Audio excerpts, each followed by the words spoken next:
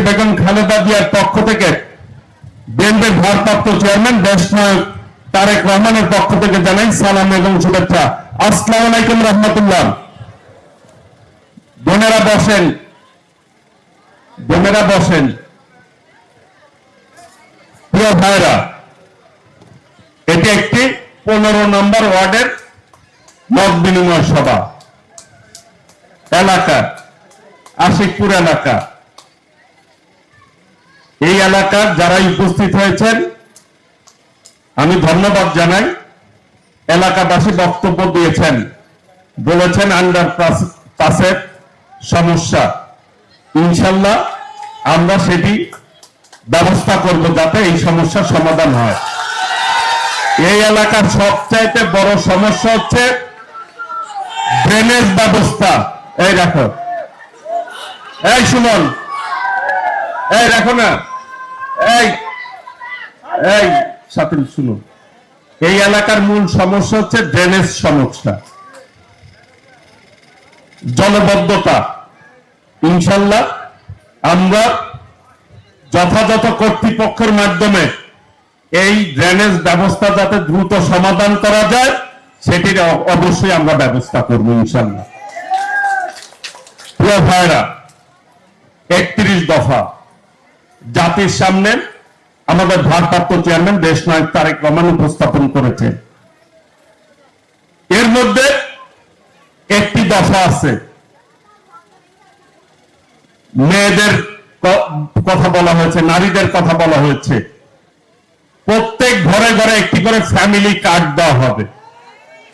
সেই কার্ডটি আমার মাদের নামে থাকবে, যাতে করে মা বোনেরা সেই কার্ডের মাধ্যমে প্রতি মাসে একটি টাকা বা সম পরিমাণ নিত্য প্রয়োজনীয় জিনিস পাবে, সেটি দিয়ে তিনি সংসার চালাতে পারে, যাতে সাহায্য হয়। আর মাদের নামে কেন থাকবে? মারা যাতে সংসারে সম্মানিত হয়। নারীর সম্মান বৃদ্ধির জন্য ফ্যামিলি কার্ডের ব্যবস্থা করবে দেশনায়ক তারেক রহমান। এই নারী উন্নয়নে সবচাইতে বেশি ভূমিকা পালন করেছে কে? দেশনেত্রী বেগম খালেদা জিয়া। এই যে আজকে স্কুলগুলোতে মেয়েরা বেশি স্কুলে যায়, কারণ কি? অবৈতনিক শিক্ষা ব্যবস্থা দেশনেত্রী বেগম খালেদা জিয়া চালু করেছে, তাই না ভাইরা? কাজেই জনগণের জন্য আমাদের আদর্শের জনক শহীদ রাষ্ট্রপতি জিয়াউর রহমান জনগণের স্বার্থে সমস্ত কাজ করেছেন উনি। এই যে খাল খনন কর্মসূচি, মুরব্বীরা ভালো বলতে পারবে, যদি আজকে সারা বাংলাদেশের শহীদ রাষ্ট্রপতি জিয়াউর রহমানের খাল কাটা কর্মসূচি ঠিকভাবে চালু থাকতো, তাহলে কিন্তু অতি বন্যায় আমরা ডুবতাম না, আর অতি খরায় ফসল নষ্ট হইতো না, হয়তো পানির অভাব হইতো না। এই যে এখন খাওয়ার জন্য সঠিকভাবে পানি পাওয়া যায় না, বিশুদ্ধ পানি পাওয়া যায় না, সেই জন্য আমাদের ভারপ্রাপ্ত চেয়ারম্যান দেশনায়ক তারেক রহমান বলেছে আগামী দিনে যদি বিএনপি ক্ষমতা আসে, ইনশাল্লাহ এই শহীদ রাষ্ট্রপতি জিয়াউর রহমানের খাল কাটা কর্মসূচি পুনরায় চালু করা হবে। আর এই যে বেকার ভাইরা আছেন, যুবক ভাইরা আছেন, বেকারের খুবই সমস্যা বাংলাদেশে। সবচেয়ে বড় সমস্যা কি? বেকারত্ব সমস্যা। শিক্ষিত লোক চাকরি ঠিকভাবে পায় না। আগামী দিনে বিএনপি যদি আল্লাহর রহমতে জনগণের ভোটে নির্বাচিত হয়, 1 কোটি কর্মসংস্থানের ব্যবস্থা করবে বিএনপির ভারপ্রাপ্ত চেয়ারম্যান দেশনায়ক তারেক রহমান। এই এই কি এই রাখো না, এই রাখ। আরেকটা বিষয়, এই যে স্বাস্থ্য ব্যবস্থা কিন্তু খুব খারাপ অবস্থা বাংলাদেশে, তাই না? ঠিকভাবে মানুষ কি পায় না, স্বাস্থ্য সেবা পায় না, চিকিৎসা পায় না। বিএনপি আল্লাহর রহমতে আগামী দিন নিয়ে যদি ক্ষমতায় আসে, প্রত্যেক ঘরে ঘরে হেলথ কার্ড দেওয়া হবে, স্বাস্থ্য কার্ড। সেই কার্ডটির মাধ্যমে তিনি তার স্বাস্থ্য সেবা পাবে। প্রিয় ভাইরা, বিএনপি জনগণের দল, বিএনপি সবসময় জনগণের কথা চিন্তা করে পদক্ষেপ নেয়, তাই না? বিগত সরকার, খুনি সরকার ফ্যাসিস্ট হাসিনা কখনোই জনগণের কথা চিন্তা করে নাই। নিজের কথা চিন্তা করছে, নিজের পকেট ভারী করছে, দুর্নীতি করছে, বিদেশে অর্থ পাচার করছে। আজকে এই যে আন্দোলনের মধ্য দিয়ে দেশনায়ক তারেক রহমানের নেতৃত্বে ছাত্র জনতার আন্দোলনের মধ্য দিয়ে এই ফ্যাসিবাদ, খুনি চক্র, দুর্নীতিবাজরা পালিয়ে যেতে বাধ্য হয়েছে, তাই না? আজকে তার কোন বংশের কোন লোকই কিন্তু বাংলাদেশে নাই, আছে সব একসাথে পালায় গেছে। প্রিয় ভাইরা, পার্শ্ববর্তী দেশে আশ্রয় নিয়েছে, নিয়ে এখন দেশের বিরুদ্ধে ষড়যন্ত্র করছে, দেশকে অস্থিতিশীল করতে চায়। আমরা বলতে চাই, যারা ফ্যাসিবাদ বিরোধী আন্দোলন করেছে সকলেই ঐক্যবদ্ধ রয়েছে। এই ফ্যাসিবাদ, খুনি চক্র কোনোভাবেই বাংলাদেশে আর কোনোদিন সুযোগ পাবে না, ইনশাল্লাহ জনগণ সেটি দিবে না। প্রিয় ভাইরা, আগামী দিনে আমাদেরকে ঐক্যবদ্ধভাবে পথ চলতে হবে। সময় যেহেতু বেশি নাই, আমি স্থানীয় 2-4টি কথা বলতে চাই। বিগত দিনে এই টাঙ্গাইলে ফ্যাসিস্ট সরকারের যারা অবৈধ সরকার, নিশিরাতের ভোট ডাকাত সরকার যারা ক্ষমতায় ছিল, টাঙ্গাইলে সবচাইতে বেশি সন্ত্রাসী কর্মকাণ্ড তারা করেছে না? চাঁদাবাজি করেছে। টাঙ্গাইলের ঐতিহ্যবাহী শাড়ি, তাঁতের শাড়ি, সেই এলাকাতেও চাঁদাবাজির কারণে শাড়ির দাম বৃদ্ধি পেয়েছিল। অনেক বেশি দিয়ে শাড়ি কিনতে হতো তাদের চাঁদার কারণে। এই যে ঐতিহ্যবাহী মিষ্টি, সেই মিষ্টির উপরেও তারা চাঁদাবাজি করেছে। মিষ্টির দাম তাদের চাঁদাবাজির কারণে বৃদ্ধি পেয়েছে। আমি বলতে চাই, আল্লাহ রহমতে আপনাদের ভোটে বিএনপি যদি নির্বাচিত হয়, এই টাঙ্গাইলে কোনো সন্ত্রাস চলবে না, কোনো চাঁদাবাজি চলবে না। সকলের জন্য নিরাপদ টাঙ্গাইল গড়ে তুলব আমরা, ইনশাল্লাহ। আর এই যে বিগত দিনের আমরা কোনোদিন শুনে নাই, মুরব্বীরা এখানে আছে, কোনোদিন শুনছেন যে কিশোর গ্যাং আছে? বিগত খুনি সরকারের বিভিন্ন কমিশনাররা, ওয়ার্ড কাউন্সিলররা তাদের কিশোরদেরকে অন্যায়ভাবে চাঁদাবাজির কাজে ইউজ করে কিশোর গ্যাং বানিয়েছে। কিশোররা হচ্ছে এই দেশের ভবিষ্যৎ। তারা স্কুলে যাবে, এরপরে কলেজে যাবে, লেখাপড়া করবে, বাপ মার স্বপ্ন পূরণ করবে, তাই না? তাই তো চায় সবাই। আগামী দিনে ইনশাল্লাহ আমরা কিশোরদের জন্য, যেটি 31 দফায় বলা হয়েছে, প্রাইমারি লেভেলে শিক্ষা ব্যবস্থাকে অনেক বেশি আধুনিক করা হবে, যাতে করে প্রাইমারি স্কুল থেকেই আমাদের শিশু সন্তানরা লেখাপড়া করে নিজেদেরকে যোগ্য নাগরিক হিসাবে গড়ে তুলতে পারে।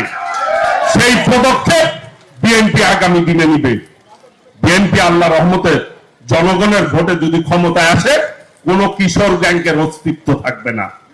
কিশোরদেরকে সঠিকভাবে তাদের সঠিক পন্থায় তাদেরকে লালন পালন করা হবে, সুযোগ তৈরি করে দেওয়া হবে, যাতে করে তারা ওই সন্ত্রাসের কাজে না যায়। সেই ব্যবস্থা বিএনপি ইনশাল্লাহ করবে।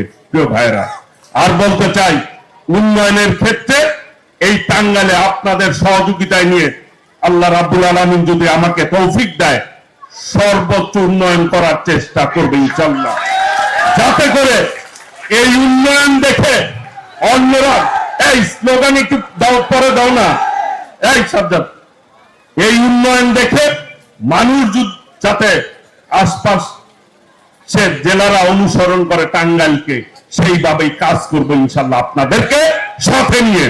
প্রিয় ভাইরা, আমাদের নেত্রী দেশনেত্রী বেগম খালেদা জিয়া কে অন্যায়ভাবে বিগত সরকার কারাগারে রেখেছিল। 6টি বছর দেশনেত্রী বেগম খালেদা জিয়াকে চিকিৎসা পর্যন্ত করতে দেয় নাই, তাকে জেলে নির্যাতন করেছে। আমাদের অসংখ্য নেতাকর্মীদেরকে গুম করেছে, খুন করেছে, জেলে হত্যা করেছে, অসংখ্য আলেমদেরকে হত্যা করেছে বিগত ফ্যাসিস্ট সরকার।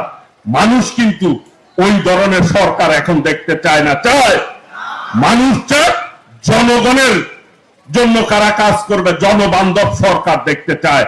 সেই জন্য আমাদের ভারপ্রাপ্ত চেয়ারম্যান দেশনায়ক তারেক রহমান বলেছেন, জনগণের সঙ্গে থাকুন আর জনগণকে সঙ্গে রাখুন।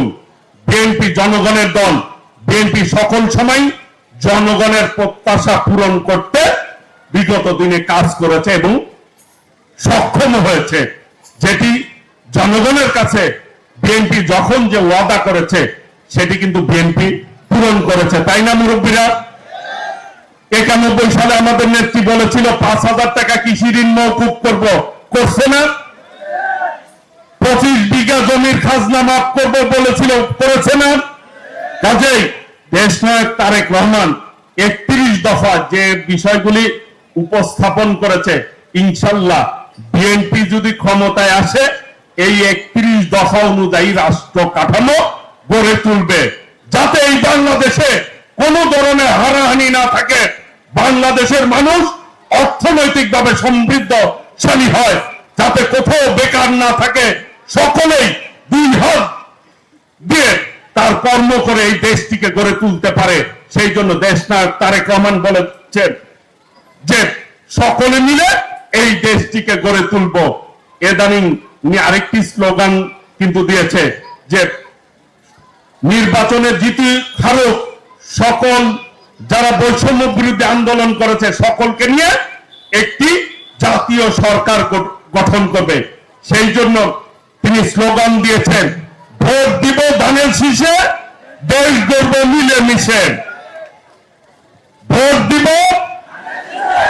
দেশ গড়ব, ভোট দিব, দেশ গড়ব, ভোট দিব ধানের শীষে, দেশ গড়ব মিলেমিশে। এই দেশটি আমাদের সকলের, কেউ কারো একার না, কারো একার। এই এলাকায় যারা আছেন সবাই এই এলাকার মালিক। এই বাংলাদেশে যারা বসবাস করে তারাই বাংলাদেশের মালিক। কাজেই জনগণের মালিকানা জনগণকে ফেরত দিতে হবে। 14 সালে ভোট দিতে পারেন নাই, আপনারা পারছেন? 18 সালে ভোট দিছেন, 24 সালে ভোট দিছেন, দিতে পারেন নাই। কাজেই আগামী দিনে জনগণের ভোট জনগণকে আমরা ফেরত দিতে চাই, যেটি দেশনায়ক তারেক রহমান বলেছেন। আমরা ক্ষমতার জন্য রাজনীতি করি না, জনগণের ক্ষমতা জনগণকে ফেরত দিতে চাই, জনগণের মালিকানা জনগণকে ফেরত দিতে চাই। এই নির্বাচন নিয়ে যারা ষড়যন্ত্র করবেন মনে রাখবেন তারা কিন্তু জনগণ থেকে বিচ্ছিন্ন হয়ে যাবেন। জনগণ তার দাবি নিয়ে যখনই কোনো দাবি নিয়ে মাঠে নামছে সেই দাবি পূরণ করতে সক্ষম হয়েছে। আগামীর বাংলাদেশ হবে গণতন্ত্রের বাংলাদেশ, দেশনায়ক তারেক রহমানের নেতৃত্বে। এই আশা, এই প্রত্যয় ব্যক্ত করে সকলকে ধন্যবাদ জানিয়ে আমি আমার বক্তব্য শেষ করছি। খোদা হাফেজ, বাংলাদেশ জিন্দাবাদ। শহীদ রাষ্ট্রপতি জিয়াউর রহমান অমর, দেশনেত্রী বেগম খালেদা জিয়া দীর্ঘদিন বিএনপির ভারপ্রাপ্ত চেয়ারম্যান দেশনায়ক তারেক রহমান জিন্দাবাদ। সকলকে ধন্যবাদ। আসসালামু আলাইকুম রহমতুল্লাহ।